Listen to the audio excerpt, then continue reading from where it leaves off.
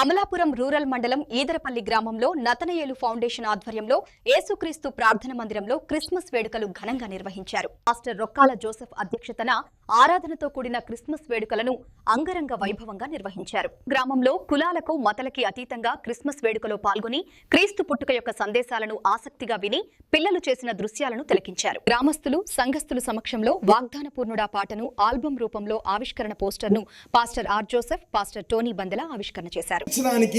దేవుడు చేసిన వాగ్దానాన్ని ప్రవక్తల ద్వారా ప్రవచిస్తా ఉన్నారు. యెషయా గ్రంథము 7వ అధ్యాయం 14వ వచనంలో ఆయన చెప్తున్న మాట, ఎలాంటి మహిమనైతే నేను కలిగి ఉన్నానో అలాంటి మహిమలోనే నన్ను ప్రతిష్ఠించు, నీ ప్రజలు కూడా అలాంటి మహిమను పొందడానికి నువ్వు కృప చూపించని ప్రార్థన చేస్తా ఉన్నారు. యేసుక్రీస్తు ప్రభువుల పరిశుద్ధమైన వల్ల మీ అందరికీ శుభాలు తెలియపరుచుకుంటూ ఉన్నాను. ఈ రోజు అమలాపురంలో ఈదరపల్లి గ్రామంలో జరిగిన ఈ చక్కటి అద్భుతమైన క్రిస్మస్ వేడుకను బట్టి దేవదేవునికి వందనాలు. దేవుడు ప్రేమించి ఇక్కడ తన దాసులు పాస్టర్ రొక్కాల జోసెఫ్ గారి ద్వారా జరిగిస్తున్న ఈ అద్భుతమైన పరిచర్యను బట్టి మేము ఎంతగానో సంతోషిస్తా ఉన్నాం. నా పేరు పాస్టర్ టోనీ బందెల. నేను దుబాయ్లో ఉద్యోగం చేస్తూ పరిచర్య చేస్తూ ఉన్నాను. నా స్నేహితులు, సహోదరులు, ఆత్మీయులు మరి పాస్టర్ రొక్కాల జోసెఫ్ గారు ప్రేమతోటి ఈ క్రిస్మస్ కి నన్ను ఆహ్వానించారు. వారికి ప్రత్యేకమైన వందనాలు. వారు ఇక్కడ జరిగిస్తున్న ఈ చక్కటి పరిచర్యను బట్టి, సేవా కార్యక్రమాలను బట్టి మేము ఎంతో సంతోషించి ప్రత్యేకంగా వారి ఆహ్వానాన్ని మేరకు ఇక్కడికి రావడం జరిగింది. ఈ క్రిస్మస్ లో ప్రభు ప్రవచనాల నెరవేర్పు కొరకు ఆయన మనల్ని అర్థం చేసుకోవడానికి ఆహ్వానిస్తా ఉన్నారు.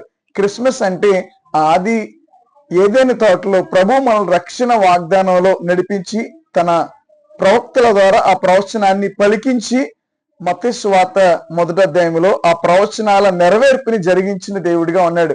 ప్రతి ఒక్కరికి క్రిస్మస్ శుభాకాంక్షలు మీకు తెలియచేస్తూ ఉన్నాము.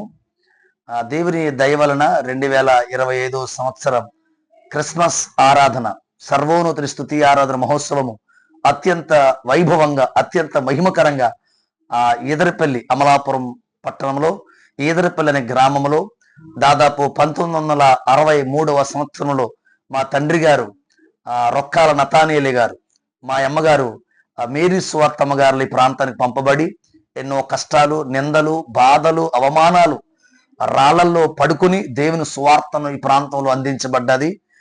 అనేక మంది ఎవరైతే క్రీస్తు దగ్గరికి వెంబడించారో, సువార్తను అంగీకరించారో వారందరూ కూడా దీవించబడ్డారు, కాపాడబడ్డారు, అభివృద్ధి చెందారు. ఆ తోవలో అప్పటి నుంచి నడిపించబడుతున్నటువంటి ఈ పరిచర్య నేటికి వారి కుమారుడుగా, 3వ కుమారుడుగా నా పేరు జోసెఫ్ అండి. ప్రత్యేక రీతిలో ఈ పరిచర్య కొనసాగిస్తున్న ఈదరపల్లి మా తండ్రి గారు నాకు అప్పగించారు పరిచర్యను.